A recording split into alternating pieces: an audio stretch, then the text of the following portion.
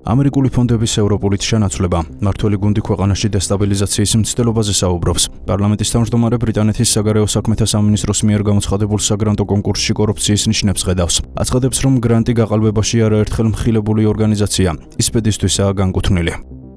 ფიციკწამს ბოლო გვაკვირებს და ნახავთ ამ კონკურსის ბოლოში, რომ ისვედი მიიღებს ამ ფულს. ეს დამოკიდებულება, რომ ზოგიერთ დიპლომატს ქართული ხალხის სულელი გონია და თვალში ნაცავს რომ აყრის, აი ესეც აჩვენებს საერთო ჯამში, რომ არის რაღაც ქედმაღლური ზემოდან გადმოხედვა და ასეთი ტიპის გრანტები ამასაც აჩვენებენ, რა ჭკუის მასწავლებლებად რომ უნდა დადგნენ ქართული ხალხის ზოგიერთებს.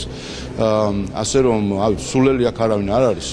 და ვნახავთ, რომ ისვედი და მსგავსი მილიონერი NGO-ები მიიღებენ ამ თანხას და რა თქმა უნდა ცნობილია წინასწარვე, მათთვის ესეც კიდევ ერთი ეჭვია კორუფციის გრანტების საკითხში და ოდესაც ეჭვი არის, რომ ინგლისის საელჩოს გრანტში შესაძლოა იყოს კორუფცია და იყოს გარიგება წინასწარ ცნობილი შედეგებისა, ეს რა თქმა უნდა სკანდალი არის. მე არ მგონია, რომ რაიმე სიურპრიზები იყოს ამ გადაწყვეტილებაში, ვნახავთ, რომ ისევ იგივე ორგანიზაციები მიიღებენ ამ გრანტებს, რომლებიც ადრე იღებდნენ და რომელსაც შემდეგ საკმაოდ ცუდი, ასე ვთქვათ, გავლენა ჰქონდათ ზოგადად არჩევნების აღქმაზე, გახსოვთ 2020 წლის სკანდალი, ისვეთთან დაკავშირებული, გახსოვთ ასევე 2024 წლის სკანდალი, ისევ ისვეთთან დაკავშირებული.